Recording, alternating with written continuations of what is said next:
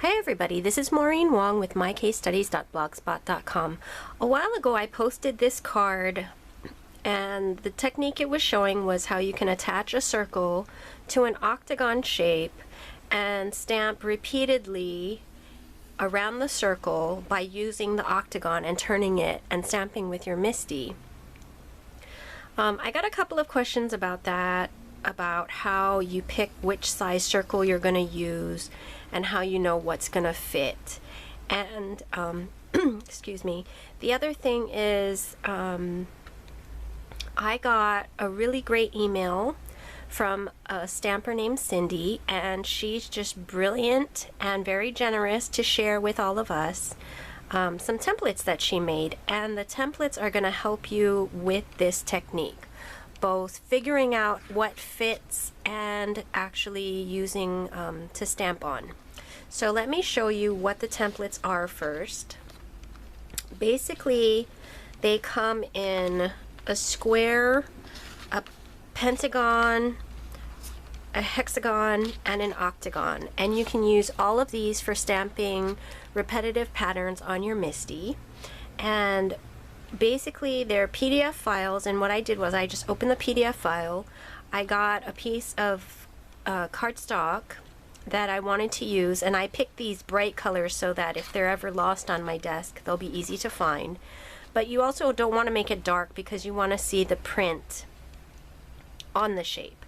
So you just open the PDF file, and I printed these out on cardstock, and then what I did was I cut off the excess from the sheet so it's like to this point, and then I got a piece of clear peel and stick. This is, I believe, Duck brand, and I stuck it on my shape. And let me show you, in case you're not familiar, the easy way to stick down this peel and stick. First, you need to get a corner started.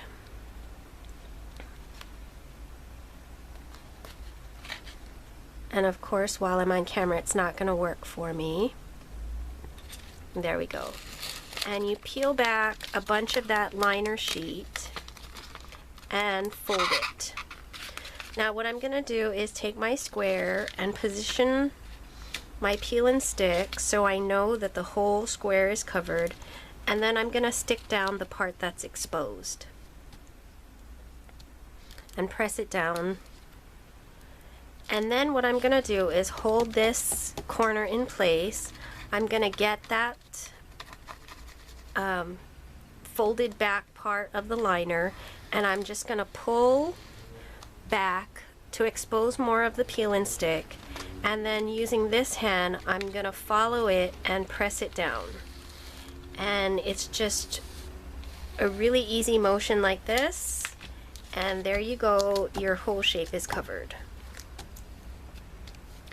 Then what I do is I take a ruler and a craft knife, and I go along all these lines and cut it out until it's the shape that it's supposed to be.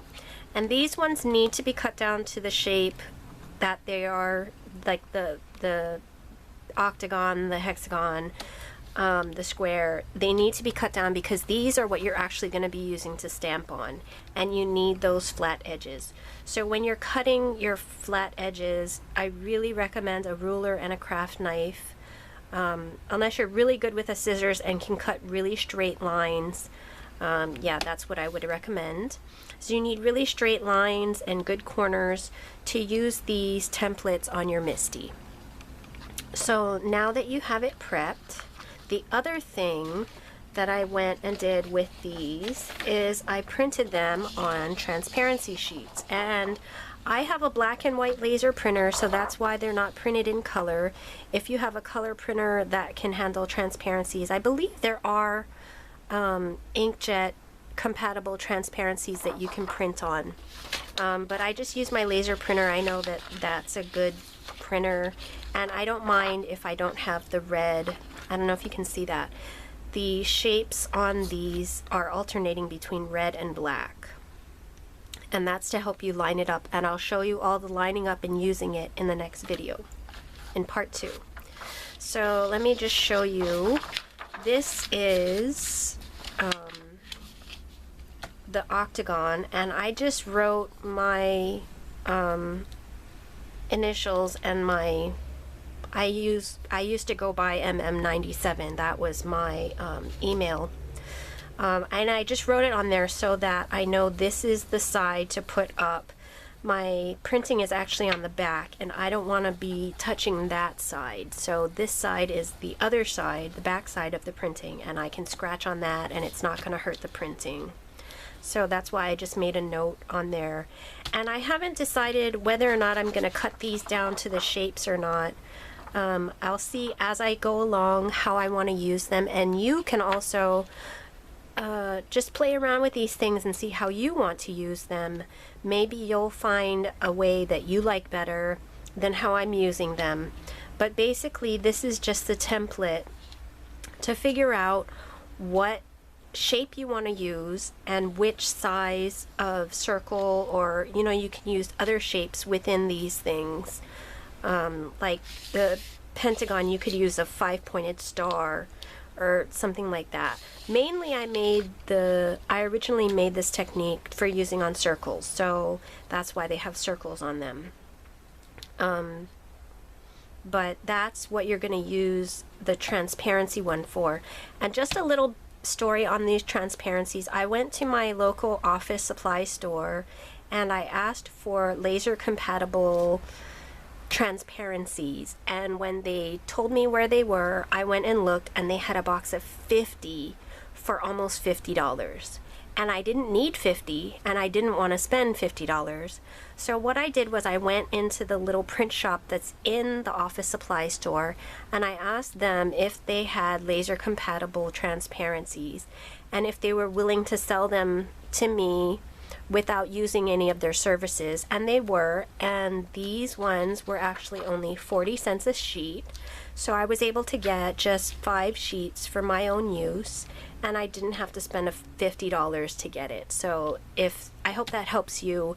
If you're only able to find big packs of transparencies at your office supply store, you should check with the little print shop, or you can just go to a print shop or one of those kind of service places, and they might have them for you available for sale individually, and then you can just buy however many you want. Right now in this series we have 4 shapes. I got 5 transparencies just in case I messed up the first one and I needed to figure out exactly how to put it in my printer and all that. But you can get however many you want. So that is it for this introductory video on Cyndie's templates, and I hope you will join me for part 2, where I will show you how you actually use the templates. Thanks for watching.